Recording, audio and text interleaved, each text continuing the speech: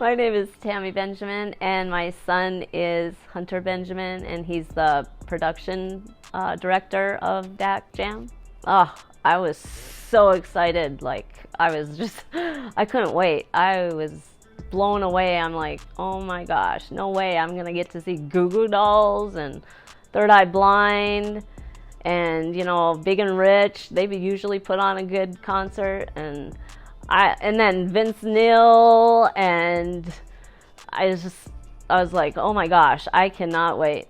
You know, I was really excited. When it was first announced, you know, and everybody seemed really excited about the acts.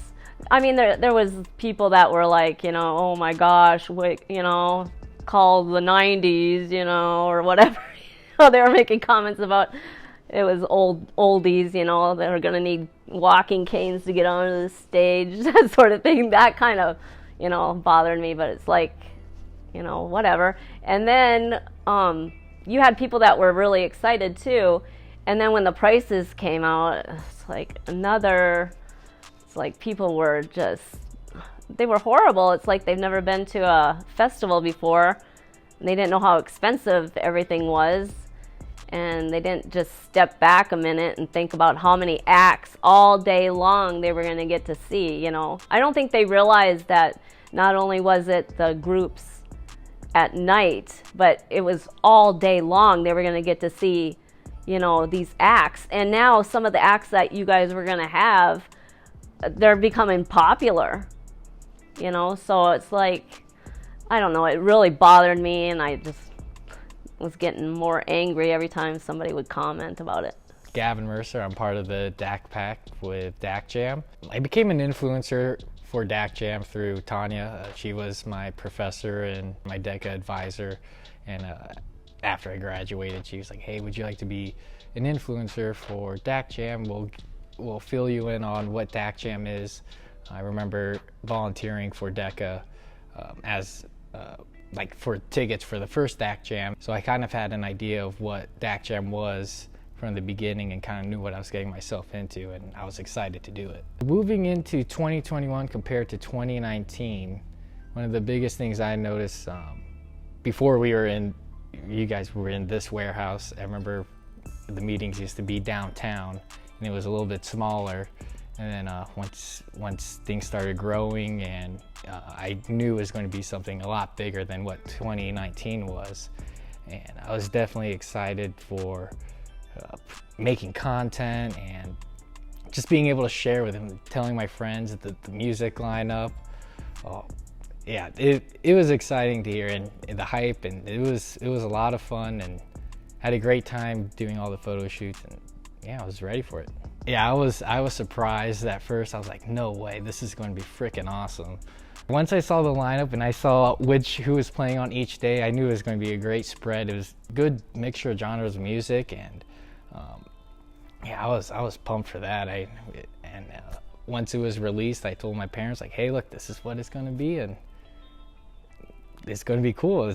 Be ready for it. It's going to be awesome. It's happening. The energy here, even the first time I walked in, I remember, like, wow, this is going to be big, because you could tell there's a lot of work and effort that's being put in with sets for different types of videos or photo shoots, and all the different types of props, the classic vintage props that's around here. I'm like, this is going to be big. I'm excited for it, and being a part of that experience was really awesome. I got to do things I didn't think I would ever do. I never thought of myself in the past as like, hey, I'm going to be an influencer for a music festival. Never in a million years would I have thought that I would do something like that, and being able to be part of that experience was awesome.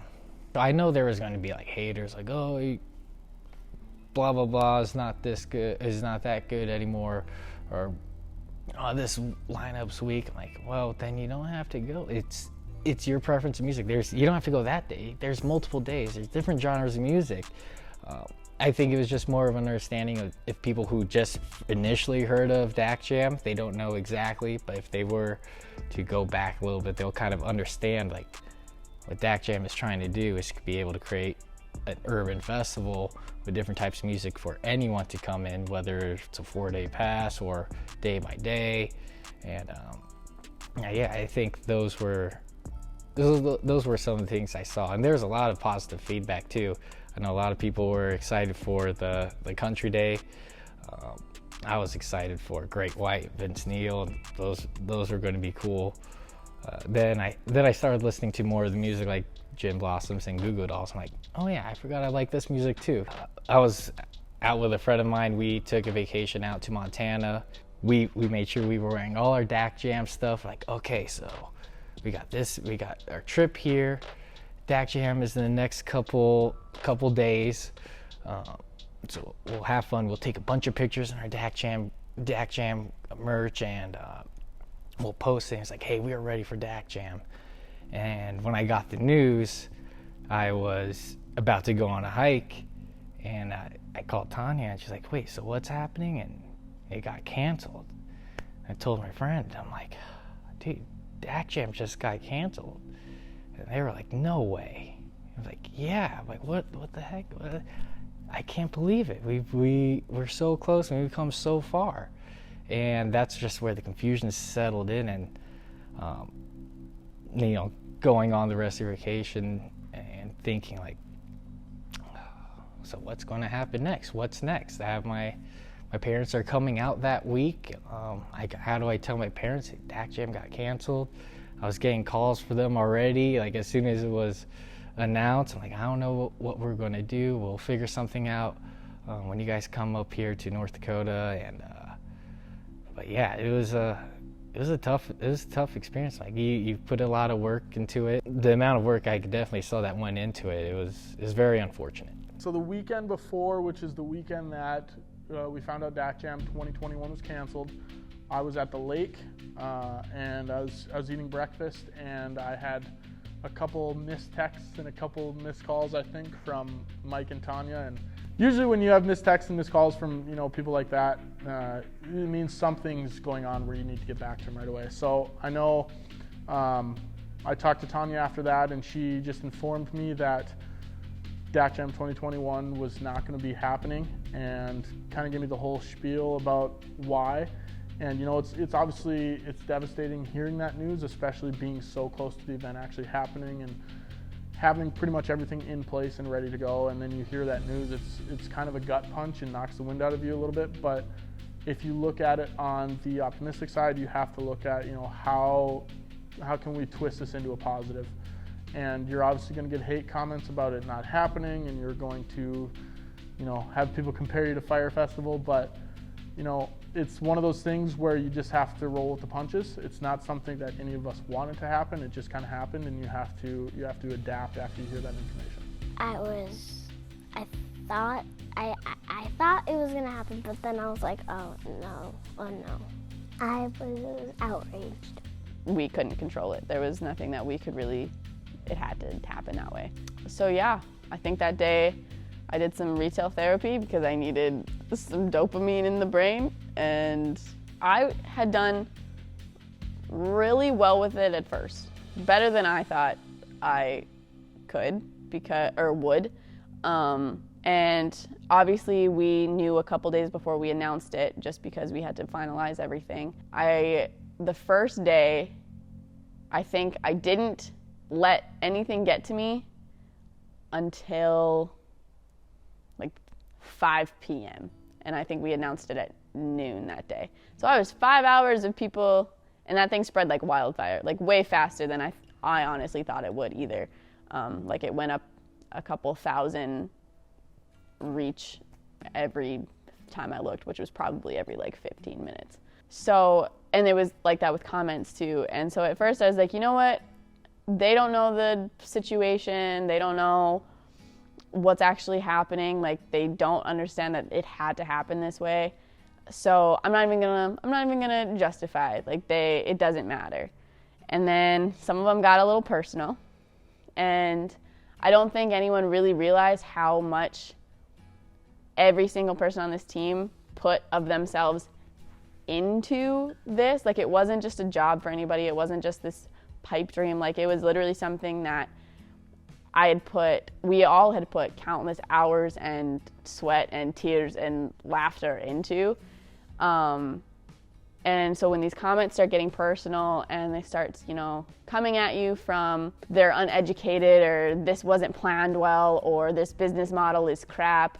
And I'm like, you don't even know our business model. You don't know what's going on. And as much as you want to be like, as much as I wanted to stay in this headspace of, oh, they don't know, like constantly seeing that was, it obviously is going to tear you down. Like you're not going to be like, oh yeah, I love people saying stuff like that about me.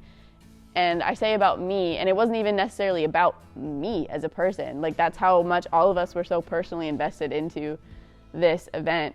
It was not just about Dak Jam. This is about me. Like it's almost like my child, right? Like someone came at my child and was like, "You're stupid." I'd be like, "You want some?" Like it would not end well. So I feel like I held it together, and then I looked at one too many comments and I was like, I need to be done. Like this can't be the detriment to me because these people don't know me. These people don't know what we've done and what we've built and how much we actually put into it. Like we weren't just setting up tents in a field somewhere and saying, okay, everybody come. Like there's so much that went into it. So I think after that point, I kind of made it a thing to only read a certain amount per day, or like I was literally trying to limit it because I was like, I can't. Like I personally right now cannot. And after that point, you just kind of say, okay, it's gonna keep happening. So you almost go numb to it, where you're like, okay, like there's nothing I can do about it. You're gonna say what you say, so okay.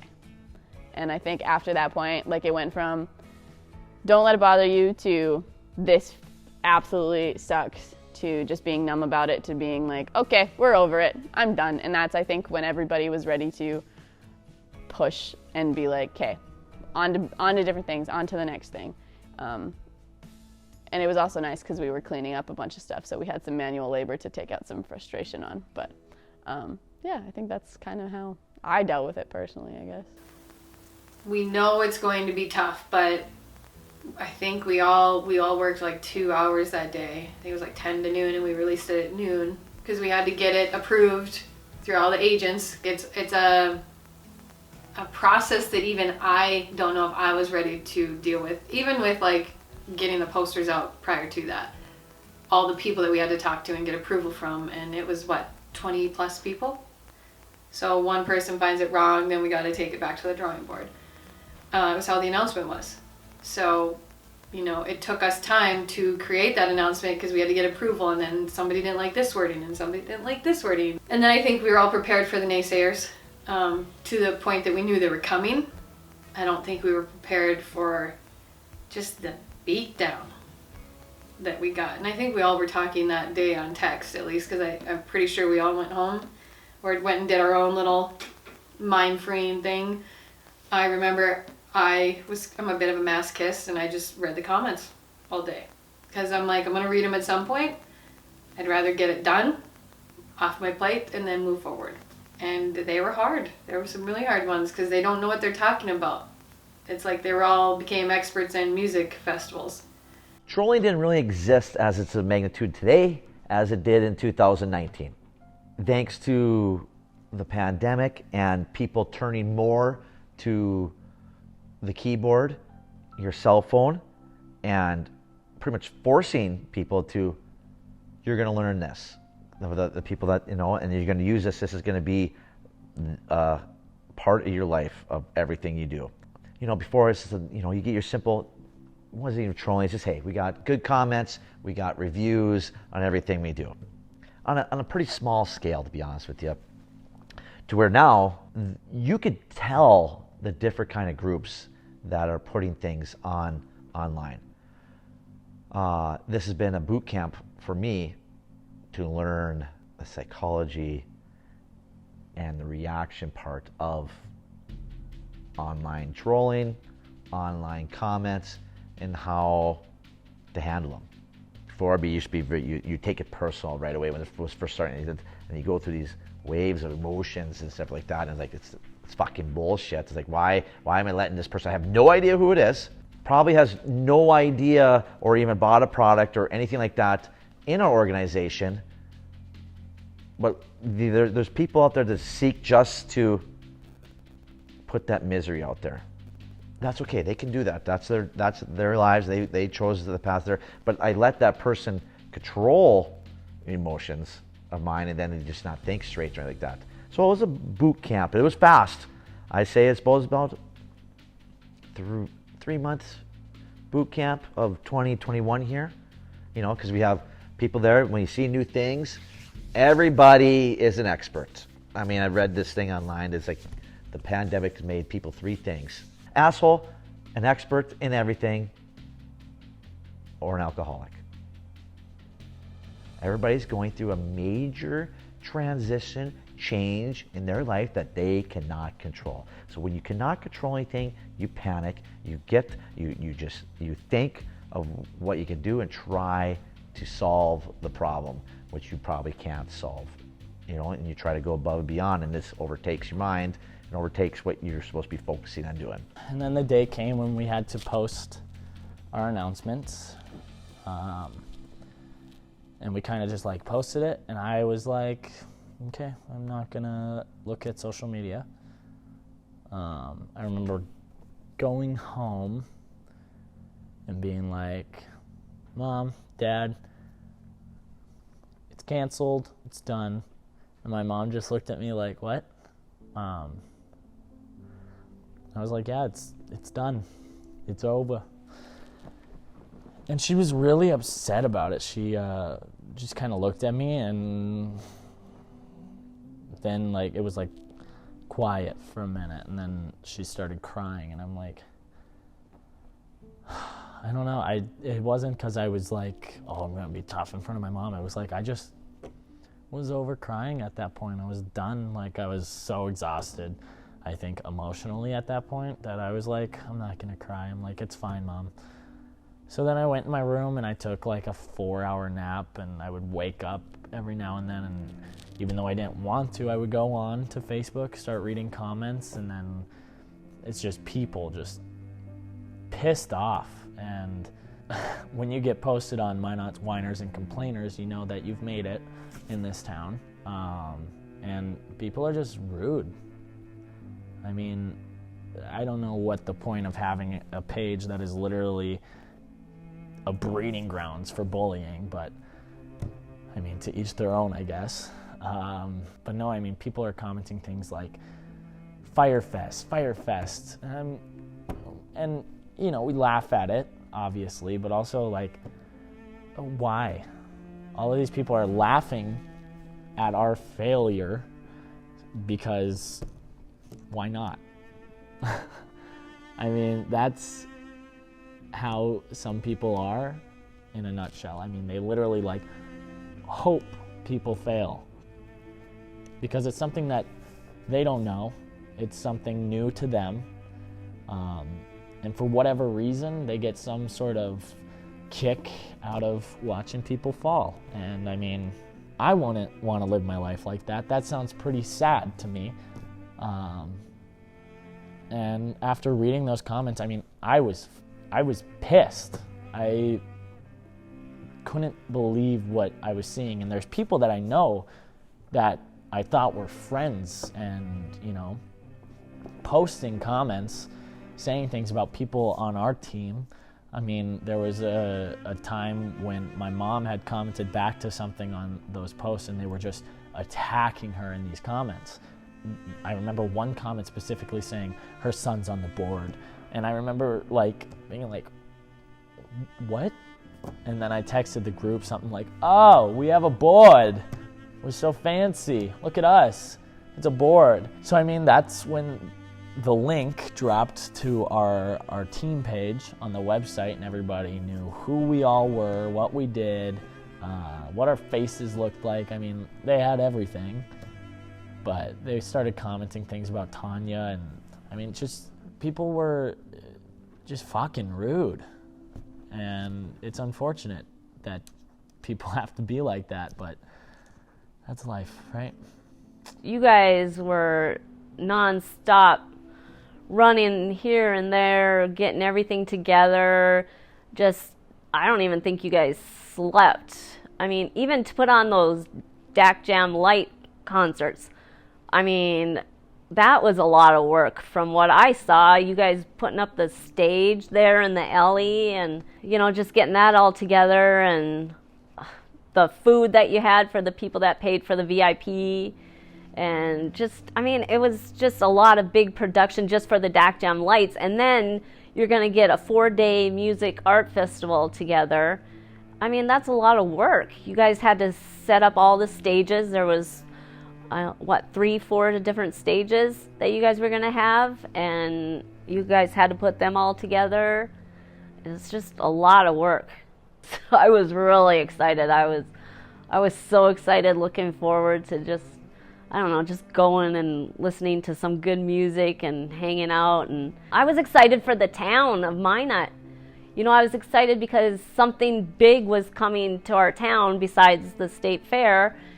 And we were going to have something here for everybody local to enjoy in North Dakota. But then, you know, at that time, Canadians couldn't really come, but other, you know, states to come. And I thought it would be good for the town of Minot, for the hotels, the businesses, the restaurants, you know, get some people in here. And I was just so excited. I couldn't even stop thinking about it. I was downstairs. It was Sunday morning, and I was looking at the comments probably at that time of what people were saying about it coming up. I was just so excited. And I knew Hunter would be working really hard, and they would all be getting busy putting everything together. So then when Hunter came downstairs, I was just like, I was surprised to see him because I thought he would be so busy. And I knew right away when I saw his face, I knew right away, oh my God, something's wrong, something's not right. Oh no, what? And then Hunter sat down on the couch, and Hunter said, yeah, I might as well tell you guys now because it's gonna be coming out. Dak Jam's been canceled. And I'm just like, oh, that's hilarious. Good joke. Yeah, right. Okay, whatever. I didn't believe Hunter at all. I'm like, oh, that's hilarious. And then Hunter's like, no, that's been canceled. And I'm like, what? What are you talking about? How can it be canceled? I'm like, you've been planning this for how long? And it's canceled? What? You can't just cancel a music festival. I couldn't believe it. I thought it was some kind of joke, and I felt so horrible for everybody involved. I couldn't believe, and I just kept saying, what happened, why? And it was something beyond our control. It was brutal.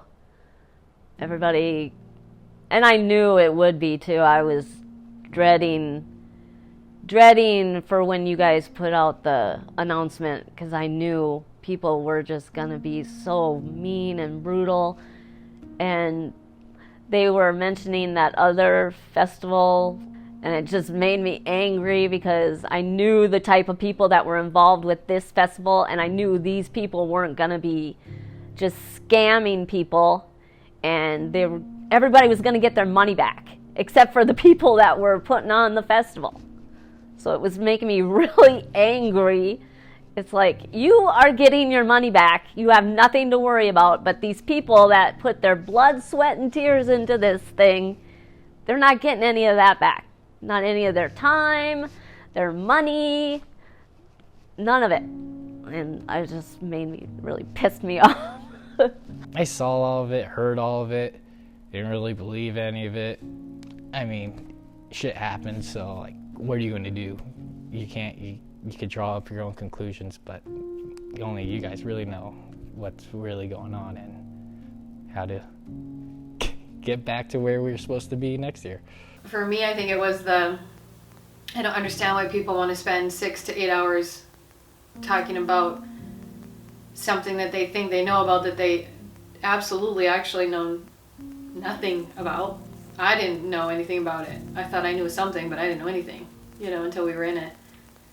And that they want to waste their energies on trying to rip people apart.